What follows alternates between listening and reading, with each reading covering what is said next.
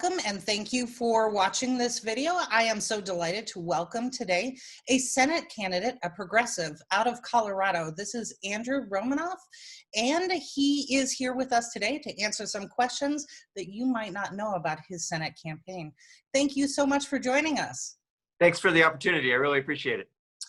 This is so great to see so many progressives running, especially in this particular climate, while we're seeing all of our progressive policies being made more relevant in the area around us now. So really appreciate you joining us here. But I want to get started with the protests that are going on, Black Lives Matter and things like this, especially when it comes to Denver.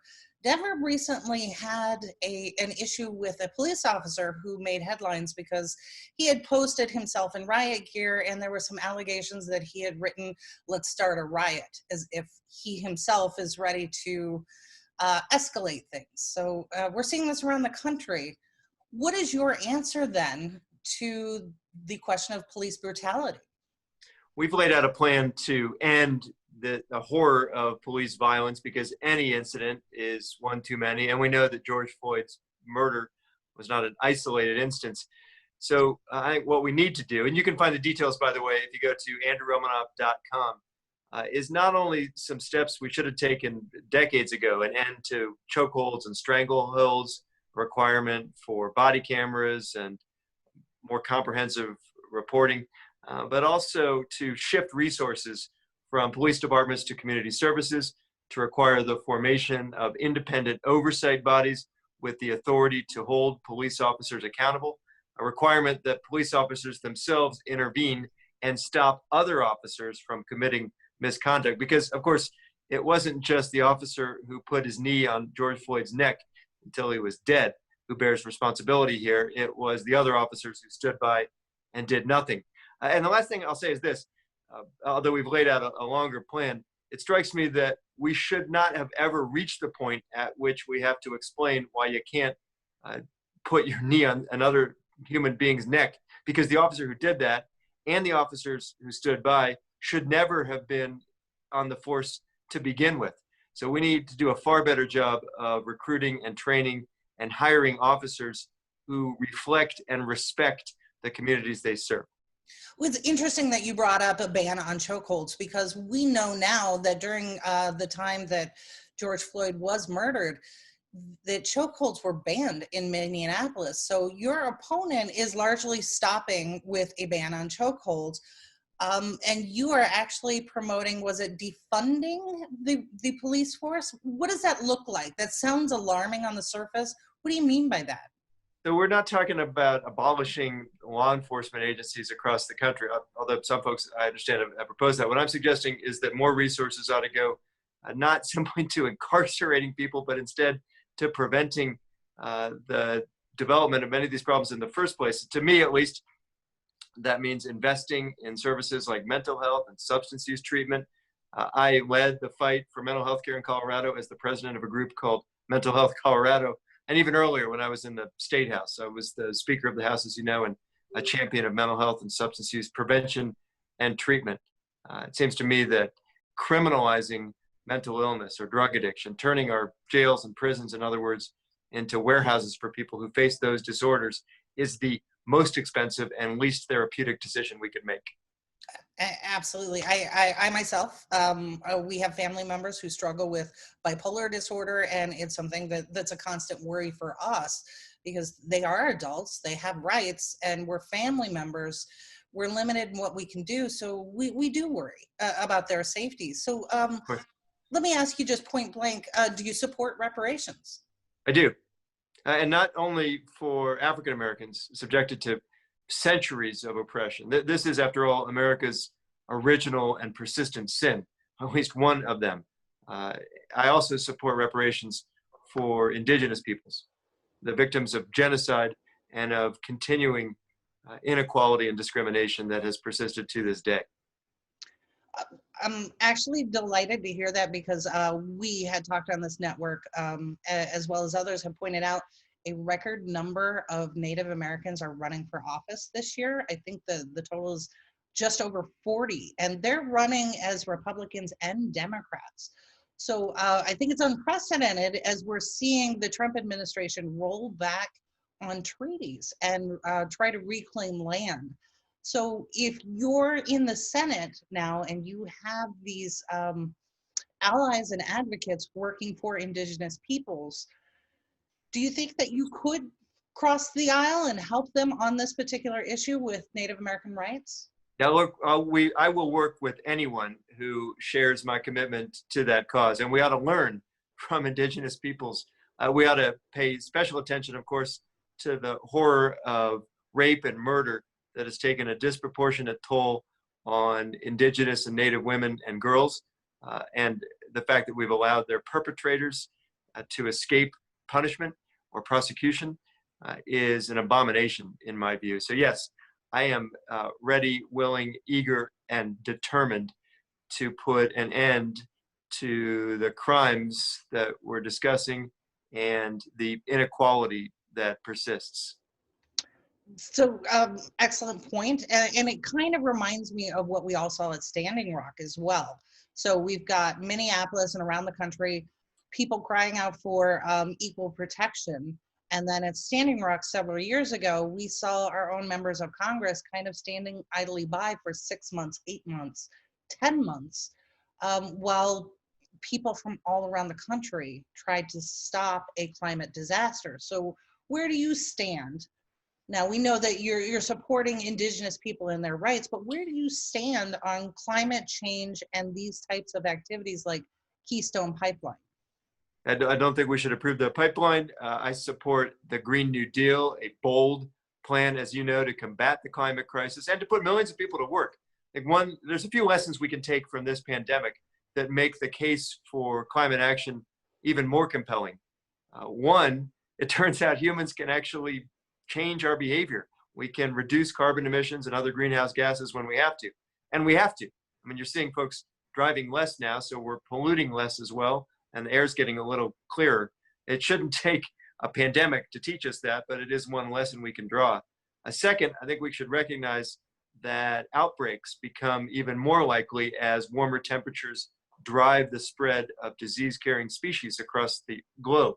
So there's a public health argument for climate action that has gained special force during the pandemic, or during our recognition of what happens when we disrupt nature and the relationship between humans and the other species that share the earth.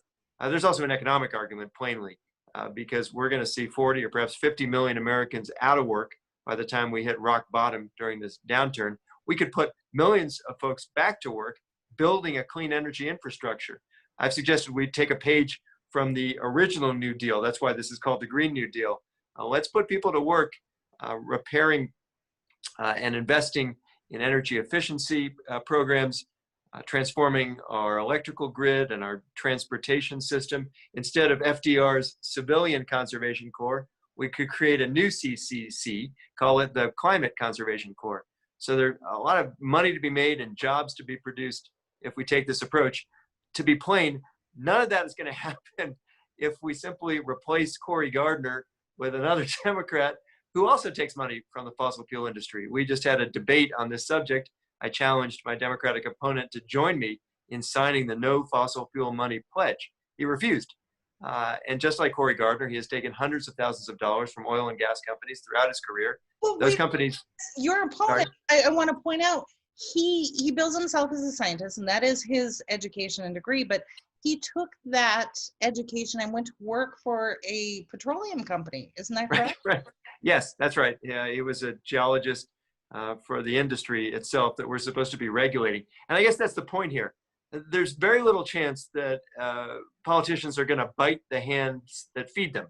So if you get on the Energy and Natural Resources Committee, where Cory Gardner, the Republican incumbent, sits, and you take more money from oil and gas executives and lobbyists than all but one other member of Congress, as Cory Gardner has done, we shouldn't be surprised when you block climate action or gut our environmental laws. But shame on us if we settle for a Democrat who parrots the same talking points, opposes the Green New Deal, and in the case of my Democratic opponent, even sues communities that tried to restrict fracking or drink drank the fracking fluid. It's not a metaphor. It's just a bad idea. So there's just so much to unpack there, so much that is just absolutely wrong with it. So let me ask you this. We always say all politics is local, but you have an opportunity to flip a Senate seat, which affects not just everyone in Colorado, but everyone around the country. The problem is, according to corporate media, and I watched your debate, they seem to have a real problem with the word progressive. Can you explain to maybe your more conservative prospective voters what exactly this means? Is it socialism? That's the attack that you get from the Republicans and even from my Democratic opponent. He compared my agenda to the discredited ideas, these are his words, of Karl Marx and Joseph Stalin. He didn't stop at socialism, he went all the way to Stalinism, which is outrageous and ridiculous and wrong. So here's the point I'd make, and I want to make sure I'm saying the same thing to you as I'm saying to the conservative audiences you mentioned in every part of my state. What we're doing now doesn't work. I just take healthcare as one example, and you know the numbers already, I suspect. We're spending twice as much as our competitors in other parts of the industrialized world on healthcare in the United States, about $11,000 per person per year. If you look at Switzerland, Germany, Taiwan, Japan, France, Canada for that matter, you'd find the spending at about $5,000 or $6,000. It'd be one thing if we could afford it, but we can't. Healthcare costs are the single biggest source of bankruptcy in the US. It'd be another thing, I suppose, if we were getting health outcomes that were twice as good, but we're not. Our infant mortality and maternal mortality rates aren't lower. Our life expectancies aren't longer. We're just leading the world in spending, and we're going broke. So there is a fiscally conservative argument to break with the status quo, to end this failed experiment in for-profit, employer-based private insurance, and instead adopt the universal single-payer plan that I support. We could save so much money and invest it either back in the families and small businesses that are struggling to pay their medical bills, or better yet, I should say, improve our health. Actually invest in mental health, add benefits to Medicare that aren't part of the package now, like dental, vision, hearing, and long-term care, and increase Medicare reimbursement rates because a lot of rural providers are struggling to make ends meet. Yeah, absolutely. We're big advocates here for that fiscally conservative, socially responsible reason that you cited here. So I don't want to keep you and take up too much of your time. I know you're coming down to the wire here. Mail-in ballots have already started going out in Colorado, and your is up on June 30th. So with our progressive audience all around the country, if they wanted to get involved and help in your race, how can they do that? Thank you for that friendly question. There's a few things people can do, and you can find them all at andrewromanoff.com. You can chip in. We're up against a mountain of corporate cash. I mean, we're fighting not just the Republican establishment, but the Democratic power brokers in DC too. So if you go to andrewromanoff.com, or you want to shortcut it, just go to andrewromanoff.com/yes. You can chip in. And you're right, people are voting now. The primary is June 30th, but the election is already here. So we need as much help as we can getting our message, not just through Zoom, but on TV, and that's expensive. You can also get involved. There's a tab for that. If you go to andrewromanoff.com, click on the tab that says Get Involved, sign up to text or phone voters, or host a virtual event. And if you live in Colorado, I'll ask for your vote. If you're a Democrat or an unaffiliated voter, you have a chance to participate in this election. And as you said, you're getting a ballot in the mail if you haven't already gotten one this week. Well, this is perfect. Thank you so much for joining us today, and good luck with your race. For everyone who's watching today, get involved. Go out to his website, andrewromanoff.com. Sign up, volunteer. I imagine there's some phone banking, and you would be shocked at how far $1 can go if that's what you're able to do. So for everyone here at Progressive Insider, thank you so much for tuning in, and we'll see you next time.